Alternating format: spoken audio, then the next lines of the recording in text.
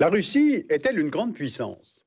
Alors pour comprendre les problèmes actuels de ce pays et en même temps les solutions dont il dispose pour les résoudre, je vous propose de regarder quelques cartes qui vous aideront à comprendre les constantes, c'est-à-dire les contraintes qui pèsent sur la Russie. La Russie est le plus grand pays au monde, 17 millions de kilomètres carrés. Pour rappel, les États-Unis font environ la moitié en superficie, à peine 10 millions de kilomètres carrés.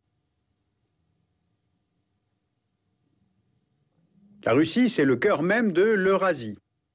Avec son extension presque horizontale sur un linéaire de 9000 km, elle s'étend de la porte de l'Europe à l'extrémité de l'Asie, soit de Kaliningrad au détroit de Bering, ce qui fait 11 fuseaux horaires différents. Quand il est midi à Moscou, il est 19 h sur l'île de Sakhaline. Ce pays est immense et pourtant il est presque enclavé, entouré par 14 États voisins. Il ouvre aussi sur de longues frontières maritimes donnant sur la mer Baltique à l'ouest, la mer de Barents au nord-ouest, l'océan glacial arctique au centre, la mer de Bering, la mer d'Okhotsk et la mer du Japon à l'est. Et au sud, la mer Noire et la mer Caspienne. Et pourtant, toutes ces frontières maritimes sont fermées. Au nord par la banquise pendant 6 mois de l'année, d'octobre à mars. Au sud, la Caspienne est une mer fermée, n'ouvrant sur aucun océan. La mer Noire est fermée par le détroit du Bosphore, contrôlé par la Turquie, et c'est bien pour cela que l'on dit que la Russie est une puissance continentale et non maritime, et que sa géopolitique la pousserait à chercher toujours l'accès aux mers chaudes. L'absence de relief a poussé ce pays à vouloir toujours, là aussi, s'étendre et à rechercher des frontières naturelles pour assurer la protection du pouvoir central, notamment les montagnes du Pamir et de Tian Shan en Asie centrale, le désert du Karakoum en Turkménie, le fleuve Amour et la mer de Bering en Extrême-Orient, et enfin les monts du Caucase au sud. Plus de la moitié de ce pays est situé au nord du 60e de latitude nord, ce qui est la latitude du Nord-Canada ou celle du Groenland. Le régime de plaine laisse pénétrer loin à l'intérieur du pays les masses d'air venant de l'Arctique. Voilà pourquoi la Russie est un pays froid, ouvrant sur la taïga et la toundra. C'est là que se trouve le pergélisol, ce sol gelé en permanence qui rend impossible la moindre agriculture. Les terres arables russes représentent 24% de la superficie totale du pays, et pourtant c'est un potentiel faiblement mis à profit. Seulement 4,5% de la superficie totale russe est effectivement cultivée. Donc peu de terres exploitées, mais sur d'autres points, la Russie est bien dotée. Sur cette immensité, elle détient la plus grande zone forestière du monde. C'est un atout considérable pour l'industrie du bois et du papier, mais aussi pour le tourisme et la biodiversité. La Russie n'est pas menacée non plus par la pénurie d'eau dans les années à venir. Elle est dotée de fleuves immenses tels que la Volga, l'Ienisseï, la Lena, l'Amour et de nombreuses autres voies navigables. Alors pourquoi cette longue description de la géographie? Eh bien parce que la géographie exerce une contrainte très forte sur le fonctionnement de ce pays, sur son économie et sur les conditions de vie de ses habitants. Donc justement, qui habite là? En très grande majorité, un peuple d'origine slave, les Russes, qui forment 80% de la population, même s'il existe bien sûr de nombreux autres groupes ethno-linguistiques en Russie. La population du pays est concentrée dans les villes, donc très inégalement répartie sur le territoire, avec une densité d'occupation du territoire en grand déséquilibre. Entre 40 et 60 habitants au kilomètre carré, à l'ouest et au sud, contre moins de 1 habitant au kilomètre carré dans certaines régions de l'extrême-orient russe. Enfin, ce pays est face à une perte constante de population depuis la fin de l'URSS. Et cela s'explique par plusieurs facteurs. L'espérance de vie a diminué par rapport à la période soviétique, surtout chez les hommes. Le nombre des décès est supérieur à celui des naissances. L'indice de fécondité est de 1,5 enfants en moyenne par femme, donc la population ne se renouvelle pas. La pyramide des âges de la Russie est très claire. On remarque d'abord la répartition inégale et déséquilibrée entre les hommes et les femmes, qui sont plus nombreuses, notamment à partir de 55 ans. Ensuite, on constate le déclin de la population de moins de 15 ans. Donc, la Russie vieillit. À cela s'ajoute un mouvement de migration. Plusieurs dizaines de milliers de citoyens russes quittent le pays chaque année. La Russie perd environ 800 000 personnes par an. La population de la Russie était de 148 millions en 1990. Elle est de 140 millions 20 ans plus tard, c'est-à-dire en 2010.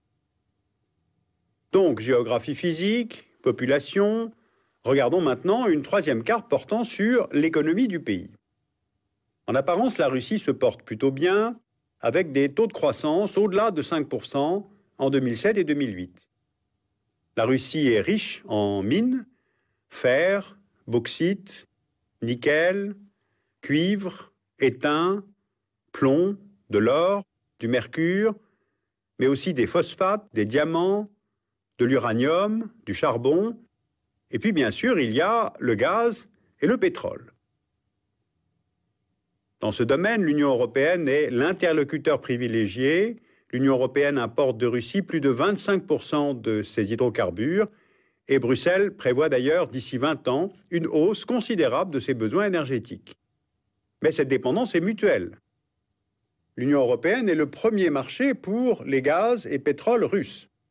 Grâce à ses exportations d'hydrocarbures, Moscou encaisse tous les jours environ 650 millions d'euros, soit 40% de ses recettes annuelles. Cela pour dire qu'il y a en fait peu de diversité dans les sources de la richesse de la Russie, et que si ce pays veut peser dans l'économie mondiale, il va devoir faire autre chose qu'extraire des hydrocarbures. Il va falloir produire, parce que la majeure partie de ces biens de consommation, aussi bien alimentaires que manufacturés, sont importés. Il devient donc urgent de diversifier, car la rente des hydrocarbures ne fait pas de la Russie un pays moderne. Pour preuve, les infrastructures électriques sont obsolètes, tout comme les réseaux de transport, ce qui constitue un handicap majeur vu l'immensité de ce territoire. Donc si la Russie veut être plus compétitive, il va falloir investir en interne et développer le marché intérieur. Et pourtant, les investisseurs privés ne sont pas prêts à mettre de l'argent dans des projets qui rapporteront dans 10 ans, car le niveau de risque est élevé et les procédures bureaucratiques sont lourdes. Le retour sur investissement est en fait trop éloigné. Ce qui veut dire que seul l'État peut se permettre de miser sur des projets à long terme. Alors entre 2004 et 2007, 9 corporations d'État ont été créées sous le contrôle du Premier ministre de la Russie. Leur objectif est le développement de secteurs économiques centraux, tels que l'assurance des dépôts bancaires, l'aéronautique, la construction navale, une banque de développement, les nanotechnologies, le nucléaire, la construction de logements, ou de façon plus conjoncturelle, l'organisation des Jeux olympiques d'hiver de Sotchi. Alors si elles sont à 100% sur fonds publics, le statut de ces corporations est assez particulier. Ces compagnies recevront de l'État des fonds, plus de nombreux actifs, mais elles peuvent mener des projets avec des investisseurs privés ou bien décider d'être cotées en bourse. Ces holdings sont appelés à être totalement privatisés à terme, ce qui se traduit de fait par une privatisation de fonds publics transmis par l'État. La plupart des corporations d'État ont été créées en 2007, alors que Vladimir Poutine se préparait à quitter la fonction présidentielle pour celle de Premier ministre. Alors en forgeant ces monstres étatiques, dirigés par des proches et alimentés par le budget, le chef du gouvernement s'est constitué une sorte de cabinet des ministres parallèle. La cartographie du siège de ces compagnies nous montre sans surprise qu'elles sont majoritairement à l'ouest du pays. Or, c'est aussi vers l'est que la Russie pense sa politique, en particulier vers la Chine, avec laquelle elle a 4300 km de frontières en commun. Pékin est un partenaire stratégique que Moscou ne néglige pas, à la fois pour sa demande en hydrocarbures, évidemment, mais aussi pour ses ressources en main-d'œuvre. Alors pourquoi vous parlez de cela? Eh bien parce que les perceptions sont trompeuses. Voilà donc l'État le plus vaste du monde, doté d'un siège permanent au Conseil de sécurité, d'un arsenal nucléaire qui reste considérable, qui se pense en termes géopolitiques comme un pont entre le système européen et le système asiatique, et qui veut projeter une image de puissance. Sauf que la Russie est en fait une puissance moyenne, Le volume de ces échanges commerciaux internationaux est 4 fois moins important que celui d'Allemagne, par exemple. Elle se place aussi loin derrière la France et les Pays-Bas. Alors un suivi sur le long terme du montant des investissements étrangers vers la Russie et de la fonction exacte de ces corporations dont je viens de vous parler permettra de mesurer l'évolution de la place de la Russie dans la compétition mondiale. Alors dans un prochain numéro, je vous parlerai de la vision russe de sa propre sécurité et de ses relations avec ses voisins, qu'ils soient proches ou lointains. Alors vous pouvez approfondir ces questions en lisant le dossier de la documentation française, les problèmes économiques. La Russie cherche sa voie, avec tout un article estimant que la Russie est le nouvel homme malade de l'Europe. Sur les droits de l'homme, où il y a beaucoup à faire, vous pouvez lire le dossier d'Amnesty édité chez Autrement. Et puis une perspective plus large encore, la livraison de l'État du monde 2010, qui consacre un long chapitre à la Russie.